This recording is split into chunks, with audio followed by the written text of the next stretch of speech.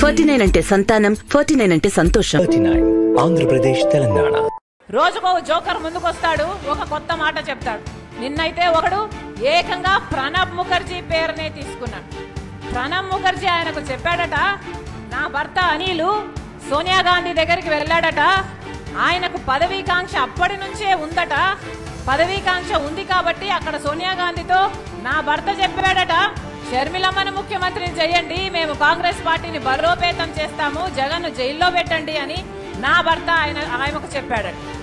ఏమైనా అర్థం ఉందా అని అడుగుతున్నాం. జోకర్లు అనే పదం వాడటం ఆవిడ స్వభావాన్ని, ఆవిడ దిగజారుడుతనాన్ని మాత్రమే తెలియజేస్తుంది. తెలంగాణలో రాజకీయ పార్టీ అని పెట్టి ఇలాగే మాట్లాడి చివరికి జోకర్గా మారి ఆంధ్రప్రదేశ్లో మరో జోకర్గా ఎంటర్ అయ్యింది తప్ప ఆవిడ రాజకీయ నాయకులుగా ఎంటర్ అవ్వాల. Welcome to iDream. నేను మీ జర్నలిస్ట్ అలీంని. నిన్న ఏదైతే Swarnandhra editor senior journalist Tilak గారు ఒక గొప్ప విషయాన్ని చెప్పడం జరిగింది.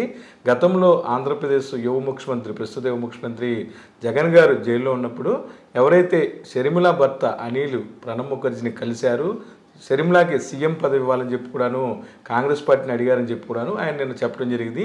ఈ అంశం మీద ఈరోజు కడపలో జరిగిన కాంగ్రెస్ పార్టీ సమావేశంలో షర్మిల గారు మాట్లాడుతూ కొంతమంది బ్రోకర్లు, జోకర్లు కావాలని తనను రాద్ధాంతం చేస్తున్నారని, ప్రణబ్ ముఖర్జీని తన భర్త కలవలేదని, కేవలం అప్పుడు ఎవరైతే భారతిరెడ్డి గారు ఉన్నారో ఆమెతో మాత్రమే వెళ్ళి తన భర్త సోనియా గాంధీని కలిశారని చెప్పి కూడాను చెప్పడం జరిగింది. అంటే ఒక సీనియర్ జర్నలిస్టు, అలాగే గత 4 దశాబ్దాల పైగా అందరికీ పరిచయమైన వ్యక్తి తిలక్ గారు, ఏ పార్టీకి సంబంధం లేని వ్యక్తి నిన్న ఆయన చెప్పిన మాటలపై జర్నలిస్టుల సంఘాలు కూడాను ఏదైతే షర్మిల గారి మాటలను కూడాను ఖండిస్తున్నారు. ప్రస్తుతం నాతో తిలక్ గారు ఉన్నారు.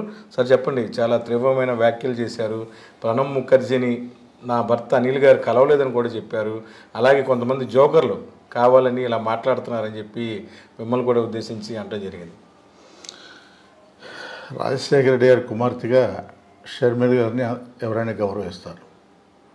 నేను ఒక జర్నలిస్ట్గా ఐడ్రీమ్స్ సంస్థ వారు వేసిన ప్రశ్నకి సమాధానంగా నేను నాకు తెలిసిన విషయాలు చెప్పాను.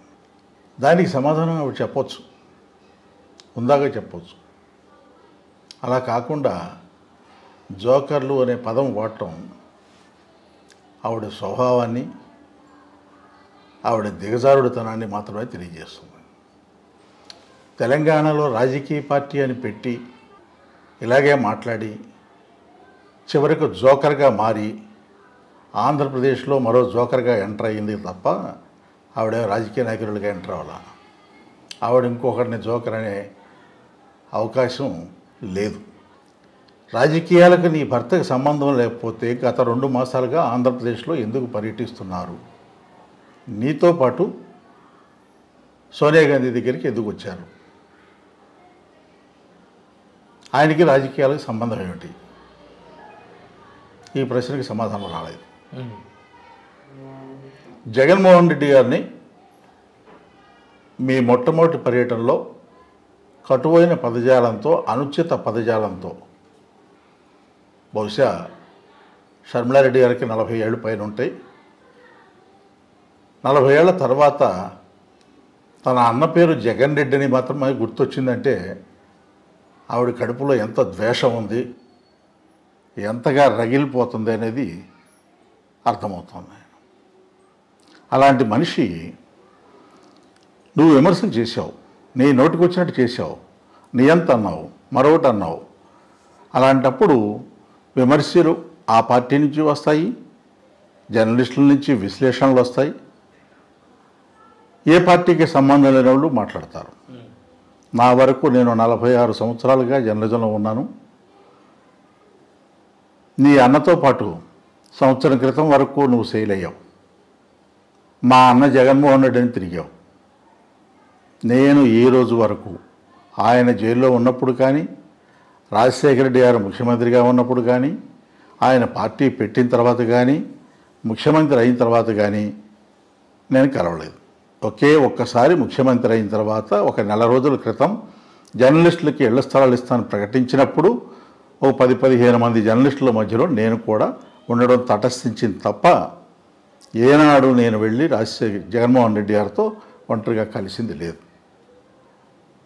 ఎవరి గురించైనా మాట్లాడేటప్పుడు వాళ్ళు ఎవరు, ఎలాంటి స్వభావం ఉన్నవారు తెలుసుకుని మాట్లాడాలి. నోటుకు వచ్చినట్టు మాట్లాడటం అనేది అది సభ్యత కాదు, సంస్కారం కాదు. దీనివల్ల రాజకీయాల్లో మీరు పైకి వస్తారని అనుకుంటే అంతకంటే భ్రమ లేదు. తెలంగాణలో అది రుజువైంది. మీ నోటి దోలకి అక్కడ అనామకంగా ఓడిపోయారు, జోకర్గా మారిపోయారు అనేది రుజువైన తర్వాత కూడా ఇంకా అదే ధోరణి కొనసాగించడం అనేది హాస్యాస్పదం. తర్వాత ప్రణబ్ ముఖర్జీ గారు చెప్పిన విషయం. ప్రణబ్ ముఖర్జీ గారు నాకు చెప్పలా, ఆయన ఎవరికి చెప్పాలో ఆయనకే చెప్పారు. ఆ సంగతి షర్మిల గారు గుర్తుపెట్టుకోండి. ప్రణబ్ ముఖర్జీ గారు రోడ్డు మీదకి వచ్చి చెప్తారా, ప్రెస్ మీట్ పెట్టి చెప్తారా, మా పార్టీలో ఇలా జరిగింది, షర్మిల భర్త వచ్చి ఇలా అడిగాడు అని ప్రెస్ మీట్ పెట్టి చెప్తారా, లేదా పార్టీ మీటింగ్ పెట్టి చెప్తారా? తెలివితేటలుగా మాట్లాడుతున్నా అనుకుంటే మాత్రం అది హాస్యాస్పదంగా ఉంటుంది. ఆయన ఎవరికి చెప్పాలో వారికే చెప్పారు. తర్వాత అసలు ఒక్క మాట సూటిగా నేను ప్రశ్నిస్తున్నాను. మీరు మొదటిసారిగా ఆంధ్రప్రదేశ్కి వచ్చి పదవీ బాధ్యతలు స్వీకరించడానికి వెళుతూ జగన్మోహన్ రెడ్డి గారి మీద విమర్శ చేశారు. పదవీ ప్రమాణ స్వీకారం చేసిన తర్వాత కూడా తీవ్రమైన విమర్శలు చేశారు. జగన్ రెడ్డిని సంబోధించారు, నియంతగా మారాడని చెప్పారు, అవినీతి జరుగుతోందని చెప్పారు. ఇన్ని చెప్పాక సజ్జల రామకృష్ణారెడ్డి గారు వైఎస్ఆర్ కాంగ్రెస్ పార్టీ తరఫున మాట్లాడుతూ, నీకు అన్యాయం జరిగిందని పదే పదే చెప్తున్నావు కదా, ఏం అన్యాయం జరిగిందో బాహాటంగా చెప్పమని ప్రశ్నించారు ఆయన. ఈ రోజుకి సమాధానం ఎందుకు లేదు? ఎందుకు జవాబు చెప్పట్లేదు? ఆ అన్యాయం ఏంటో చెప్పొచ్చు కదా. ఆంధ్రజ్యోతి ఈనాడులో ఆస్తుల తగాదాలని ఎవరు చెప్తూ వచ్చినాయి? నీకేమైనా ఆస్తి తక్కువైందా? అమెరికాలో నీ భర్త వ్యాపారం ఎట్లా చేస్తున్నాడు? ఎక్కడి నుంచి సంపాదించాడు? రాజశేఖర రెడ్డి గారు అల్లుడు అయిన తర్వాత సంపాదించారా? అంతకు ముందే ఉందా? అనిల్ కుమార్కి మీతో వివాహం కాకముందు ఆస్తులు ఎన్ని ఉన్నాయి? రాజశేఖర రెడ్డి గారు ముఖ్యమంత్రి అయిన తర్వాత, ఆయన అల్లుడు అయిన తర్వాత ఎన్ని ఆస్తులు పెరిగాయి? అమెరికాలో వ్యాపారం ఎలా పెట్టగలిగారు? వీటన్నిటి మీద విచారణకు మీరు సిద్ధమేనా? మాట్లాడేటప్పుడు సంభాళించుకుని ఎవరితో మాట్లాడుతున్నాం, ఏం మాట్లాడుతున్నాం, ఎవరి గురించి మాట్లాడుతున్నాం ఆలోచించుకోవాలి. ఈ రోజున నా తండ్రి రాహుల్ గాంధీని ప్రధానమంత్రిని చేయాలనుకున్నారు, ఆ ఆశయాన్ని సాధించడం కోసమే నేను కాంగ్రెస్లో చేరానన్నారు.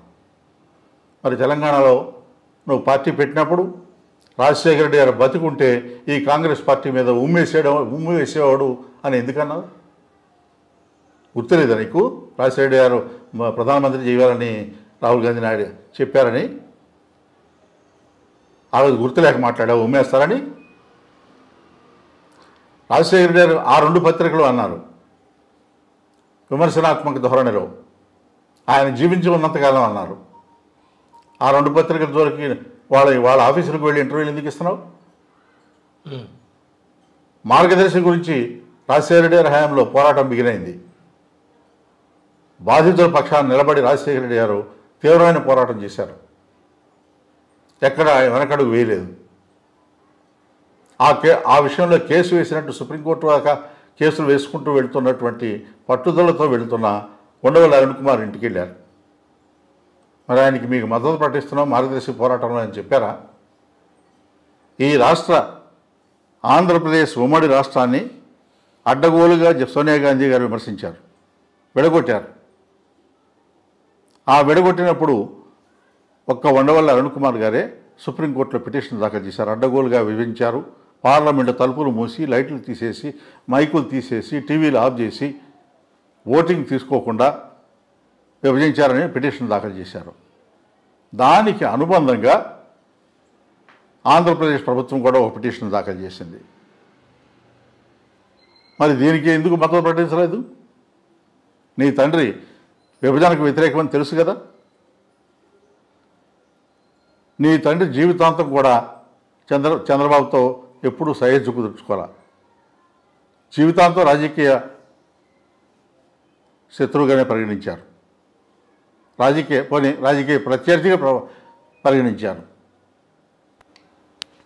ఇవాళ ఆ చంద్రబాబు నాయుడు వాడే భాష, జగన్ రెడ్డి అనే భాష ఎక్కడి నుంచి వచ్చింది నీకు? ఎవరు సప్లై చేస్తున్నారు ఈ మెటీరియల్? నేను జర్నలిస్ట్గానే నాకు తెలిసిన విషయాలు నేను మాట్లాడితే దానికి సమాధానం చెప్పకుండా జగన్మోహన్ రెడ్డి కొంతమంది నా మీద ప్రయోగిస్తున్నారు. మీకు మీ అన్నగారికి తగాదాలు ఉంటే ఇంట్లో కూర్చొని పరిష్కరించుకోండి. నేను ప్రణబ్ ముఖర్జీ గురించి మాట్లాడితే భారతిరెడ్డి చెప్పగలదా? మీ వదిన గారితో తగాదాలు ఉంటే ఇంట్లో కూర్చొని పరిష్కరించుకోండి. ఆమెకేం సంబంధం? నేనేమన్నా భారతిరెడ్డి గారి పేరు ప్రస్తావించానా? జగన్మోహన్ రెడ్డి గారి పేరు ప్రస్తావించానా? మీ ఇంట్లో మీకు వైరుధ్యాలు ఉండొచ్చు, ఆ విషయాలు ఎందుకు మాట్లాడతారు? ఆడపిల్లని చూడకుండా నా మీద విమర్శలు చేస్తున్నారు, ఆరోపణలు చేస్తున్నారు అని ఒక మాట సానుభూతి పొందడం కోసం ఒక మాట వాడారు. ఆడపిల్లగా మాట్లాడావా? ఆడపిల్లగానే మాట్లాడుతున్నావా? ఆడపిల్లగానే విమర్శలు చేస్తున్నావా? సమాధానం చెప్పు. పీక్కో అన్న. ఏంటి పీక్కేది? భాష అనేది రాజశేఖర రెడ్డి గారు నేర్పిన భాష అదేనా? రాజశేఖర రెడ్డి గారు కానీ విజయమ్మ గారని ఏనాడైనా ఈ భాష వాడారా? తెలంగాణలో అంతా పిక్కేసిన తర్వాత ఇంకేం మిగిలింది? ఎందుకు ఈ మాటలన్నీ? సభ్యత లేకుండా, సంస్కారం లేకుండా, నోటుకొచ్చినట్టు ఇష్టారాజ్యంగా మాట్లాడుతూ నేను రాజశేఖర రెడ్డి గారి కుమార్తెని, పులిబిడ్డని, పెళ్ళి 40 ఏళ్ళ తర్వాత కూడా వైఎస్ షర్మిలారెడ్డి అడుగుతావా? నీ బ్యాంక్ అకౌంట్లో, నీ పాస్పోర్ట్లో కూడా వైఎస్ అని ఉందా? ఎవరిని మభ్యపెట్టడానికి ఈ మాటలన్నీ? ఏ ధైర్యం ఉంటే నువ్వు ఈ రోజున 10-15 రోజుల నుంచి పర్యటిస్తున్నారు. ప్రత్యేక హోదా గురించి ఏం చేస్తావో ఎందుకు చెప్పలేదు?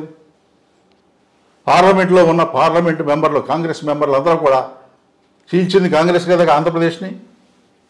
ఆ ప్రత్యేక హోదా ఇస్తానని హామీ ఇచ్చింది కాంగ్రెస్ ప్రధానమంత్రి కదా. మోకమ్మడిగా దేశవ్యాప్తంగా ఉన్న కాంగ్రెస్ ఎంపీలంతా ఎందుకు రాజీనామా చేయలేదు?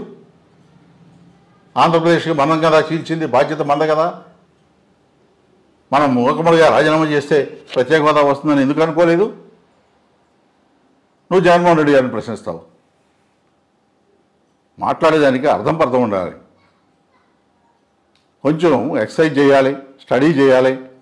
పక్కన ఉన్నారు కదా అనుభవజ్ఞులు, వాళ్ళు చెప్పట్లేదా? చెప్పినా నువ్వు వింటలేదా?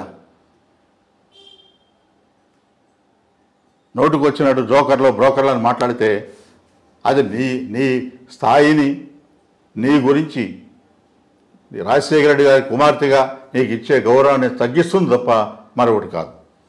ఇక్కడ చిన్న విషయం కూడా ఉందండి. మొత్తమే కూడా ఈ ఎపిసోడ్లో ఏదైతే బయ్యారం గనుల గురించి కూడాను అప్పట్లో మన విజయవాడ భాను కాదు, ఎన్టీఆర్ జిల్లా భాను కావచ్చు, శ్రీరామ్ తాతయ్య కావచ్చు, వీళ్ళందరికీ కూడా ఆ విషయాలు తెలుసు. అప్పుడు ఏం జరిగింది?